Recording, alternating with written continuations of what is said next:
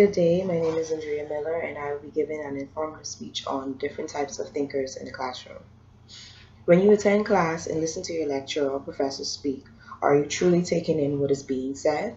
Better yet, when your professor asks a question, are you able to answer that question? Normally, there are a certain set of students that can't wait for the professor to even finish the question. Their hands are already in the air, and there are a different set of students that either sink into their seats really low to avoid even having to answer the question or to avoid the professor seeing them so they won't get picked on to answer the question. And there are other sets of students that know the answer but will never speak up.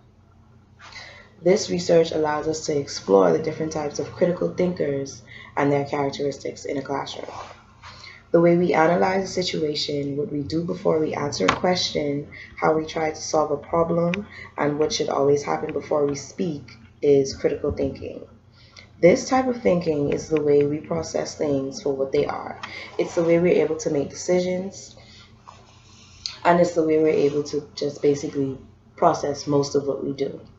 Critical thinking can be defined as the intellectually disciplined process of actively and skillfully conceptualizing, applying, analyzing, synthesizing, and/or evaluating information gathered from or generated by observation, experience, reflection, reasoning, or communication.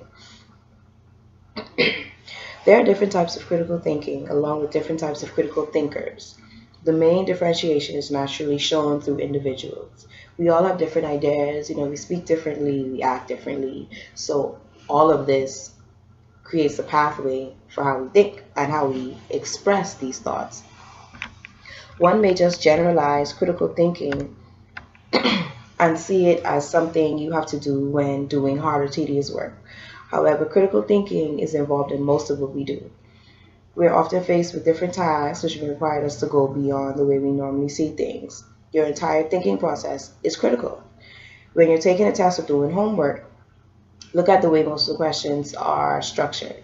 Some questions say, analyze this, or describe this, or explain this. Those words are keywords used to get you to think a certain way. Often you would find certain students who never participate in class or never raise their hand when the teacher asks a question. It's not because they don't know the answer or because they're unaware, it's because they don't partake in the full process of critical thinking. These type of people are called information avoiders. They stay within their comfort zone of what they already know, refusing to dig deeper and figure out if there's more than what's just on the surface. They just kind of coast through and go through the motions. The different type of critical thinker is a consumer. Generally, a consumer is someone, when you go to shop, they try to collect as much as they can. They get everything on the shelf. They buy what they see. And they also stick within their comfort zone of what they want to buy. Because think about it, when you go to a store and you always have your usual list of staple items that you want to buy, it's the same way in the process of thinking. They think the same way and they stick within their comfort zone of what they want to do or say. That's called the consumer thinker. Another type of critical thinker is a strategist. The strategist is someone when you think of many ways to avoid a problem, someone with various master plans. The strategist thinker can go beyond what is expected because they enjoy digging deep and really getting to the root of the problem.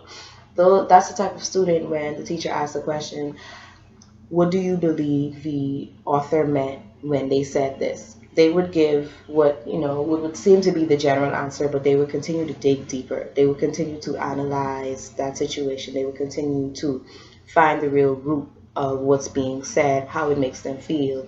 And they would also bring up other questions that arises from that question that the teacher asked.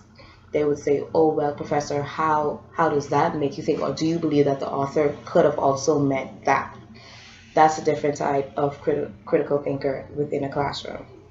Throughout all of these different critical thinking styles, each student just tries to really find their own way within the classroom, but those that really sink into their seats, they are the ones that are stifling themselves, because even if you get the answer wrong, the teacher can always go out of their way to inform you and let you know, well, this is what was really meant. I understand where you're coming from or your point of view of it, but this is what the answer really is. The teacher can find ways to help you instead of you just sitting there and stifling yourself.